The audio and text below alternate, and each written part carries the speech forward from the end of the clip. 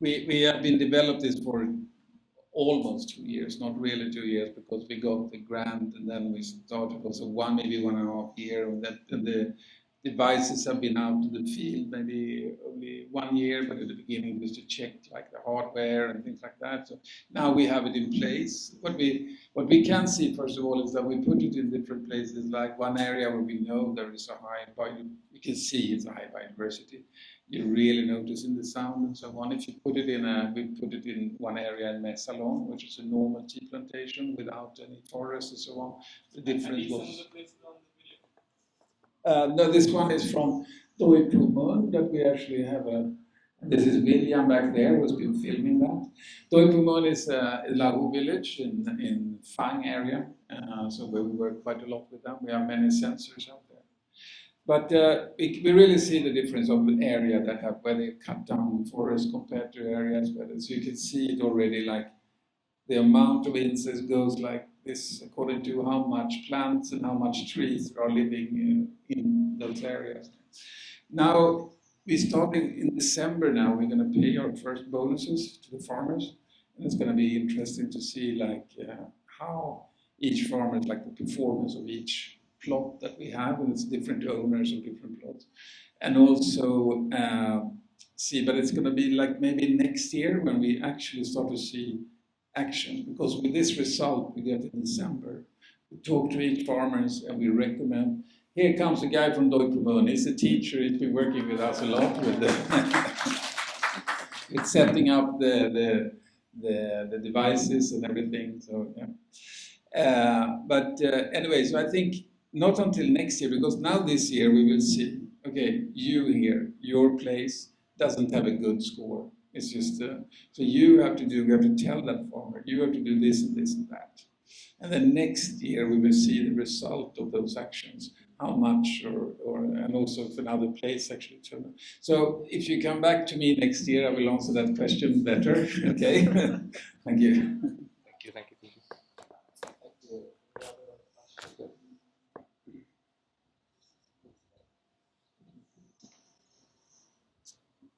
Hi. I really am interested in where we can hear the sounds of the forest while I'm sipping your cup of tea. And I wonder if those sound links are available so that I can sip your tea while listening to the forest where it came from. Okay, if we all shut up and you go there and you take some tea and you listen to this sound, you got it right here, right now. No, I hope that we can do something together and so on to actually create something maybe in our places and in places where we can actually do more sound and I can answer this question. Yeah. Hello, This is William, my nephew, who also worked for Monsoon. I've worked with Kenneth for 10 years, so I do all the filming, and I'm supposed to do also sound recording because the instruments that we have in these mountains, they pick up like a sound that's made for AI, for the computers to listen to. It's horrible to listen to as a human. But we intend to, in the next couple of months, to put the better recording on the website. So each individual team has the sound of that specific forest. So maybe in February we could do that. Yeah. I can also add to that as well. There are the devices currently used are fantastic for scientists. They're called audio moths. They're like really resilient. Rain doesn't really hurt them. They have nice cases. But in order to do essentially what we want to do is binaural. So when you put your headphones on, it actually sounds like you're in a 360 environment. So we're looking at the kind of microphones that can withstand the monsoon and the heat in Thailand. And then we originally wanted to stream them, but since meeting with Kenneth, he's understood before us that streaming in public places is not easy in Thailand. So we're probably going to have to just do some high quality recordings, and then you should be able to get those on the website, along with a breakdown of the biodiversity inside them. Any questions? I have a quick question on a business model. I'm wondering how you guys, because oftentimes people start with good intentions, and eventually the markets that we live in tend to take over and corrupt. I'm curious how you have thoughts about how future business models could be sustainable, regenerative, that allow you to do this while also keeping everyone sustainable financially and energetically. Yeah, I think this is always the question when it comes to say, like take care of each other, right? Like, is it financially possible to do that? But it really is always financially possible to make an effort to take care of our environment. I love the question because it's common for startups. But I think if we take ourselves out of the startup frame of mind and we put ourselves in the community frame of mind, then the perspective changes quite a lot. It's like, okay, what do we need to do? How much do I need to give? How much do you want to give to make this thing that we all value work for all of us, right? And I think that's just conversations like this. I mean, we're very clear. Our next need is we want to build one of these huts, Squelch pods, with Kenneth. And I'll put out there, if anyone wants to support, great. And I think that's the way we're moving through this. We're just being really open that the goal is not actually generating revenue for us. The goal is keeping our environment in a healthy state. A part of the, this is our fantasy model as well, is to have this app or this whatever that streams really high quality audio from many different places that people can listen in on.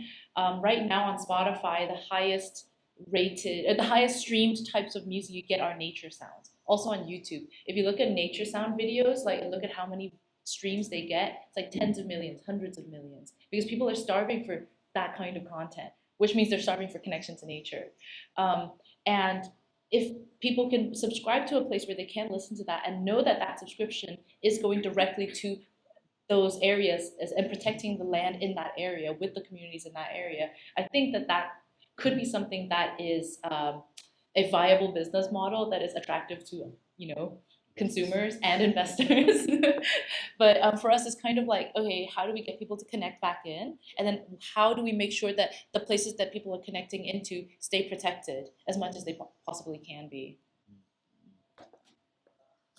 So, for us, the whole thing of biodiversity is part of our business model. That's how we compete on the tea market. That's what our brand stands for. That's what we have to do because. So I think this is so far being profitable for everyone. And we have to, of course, we cannot sell tea in a very low price because we have to also pay farmers higher than the normal tea plantations and so on. And this is more and to do all these things of having employees measuring biodiversity, analysis, and so on. There's a lot of cost that maybe you don't have if you just buy some tea from Kenya and from tea plantations and so on. So we of course have a little bit higher price than other tea brands, but it's part of our business model and it worked so far. And I think we're gonna continue to be able to live. It's going to be a good business for us and the farmers and the forest and the insects and everyone. Okay, I'm not sure that's questions or not, but I'm curious this. How different of the nation, the sound of the natural, and what it will be the selling point? Because if you talk about the business model, which is interesting, because we try to combine the forest, the nature, keep its sustainability, but of course we need money to do that. So how you connect and find the selling point of the Chiang Mai sound or Amazon sound, or I don't know what. I'm one of the fan of the whale, the sea, the ocean sound, and watch the whale sound before I go to sleep. So I'm just curious how you make it from this. Thank you. Yeah, so like I think offering really high quality is really important for doing that. I think you would appreciate the nature sounds in the best possible quality and format so that you can enjoy it. So I think that's one thing. I think another thing is that, like you say, there are some things that people want to hear more than others, right? And I think what we need to also understand that most people want to hear the sound of running water. They like it. They don't necessarily want to hear like the sound of thunder, right, all the time. A lot of 4,000 insects, yeah. So there is that. There's like, what does the consumer want? But I think within the business model, there's ways always to make sure that the most popular things support everything else too. So then that's what a subscription is for, right? We give people what they want to listen to, and then the money goes towards supporting all biodiversity. Well, that's pretty good. Yeah. And also, it's also not a business that really exists yet, right? Like it was like we started working with some people to build some pods and Pad Kachao in Bangkok. And then we had some of our friends who has another, Chile Lunprom University. And then another friend had a company that was actually processing sound biodiversity called Gain Forest, who they were like, oh, have our audio mods. Here's a couple of them you guys can play around with. So that's kind of how it started. So it's still kind of like an inception phase as well. And I think we're also welcome to understanding how to make this something that people would want to buy or take, or what that means, because for us it's kind of like, is it viable? Is it possible? Like, is it feasible as a thing to exist first? And then it's like, okay, now is it possible to be profitable? If not, that's also fine. It's just kind of like, it's cool that the idea exists, and we just kind of want to make it happen. That's where we're at right now. So for us, I don't know if the difference is going to be big between our different communities and so on. But when we later on start to actually record the sounds and put it to each tea, so you can, it's more, maybe this sounds similar every place, but it's like more like if you get a tea at home and drinking it, you can put on the sound on your computer and listen to the sound of where that tea that you're drinking right now. But maybe it might be similar to in each one. I don't know the difference yet. It's a good question. Lots of answers. Vibing off what you said. So we live in the paddies in Doisike, and it's been interesting to listen to the seasons change. Right? So something that you don't get when you're in a city is how, if you imagine nature as a piece of music, there is like beginning, middle, and end throughout the year, throughout the seasons. And you can really start to understand what's going on when you listen. So in the rainy season, in monsoon, it's so loud, frogs having sex, wanting sex, having sex, just constantly screaming, right?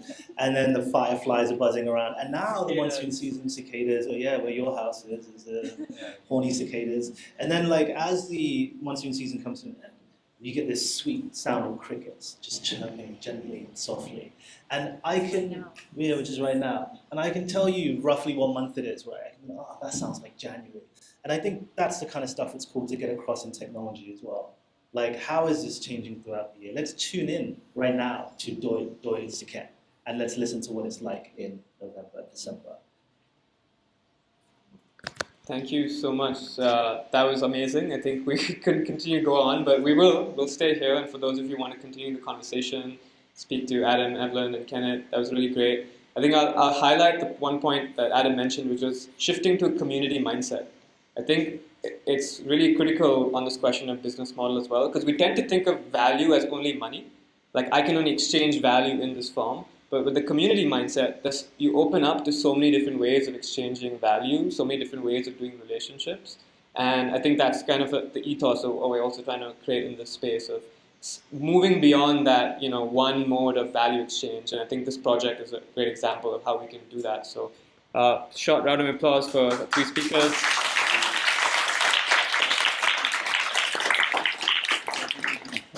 Amazing, and you can drink the tea, the potent mushroom extracts are available there as well. You can have the tea from the forest, and you can mix it with the mushrooms. Both of these are Chiang Mai companies. So the tea that we have today, the serving is completely white tea that we were also talking about. It's not planted by any people, and these are the guys from Northern Thailand. They pick it in, and they have the right to pick it also in the forest. And so there is, we call it jungle tea. There is jungle tea oolong, cold, and jungle tea black. And then we can add some of these wonderful fungus mushrooms that we have there. So we can just add it. So you can choose what what feeling you want to have. Because the mushroom fix that for you. Okay. Lovely. Well, one thing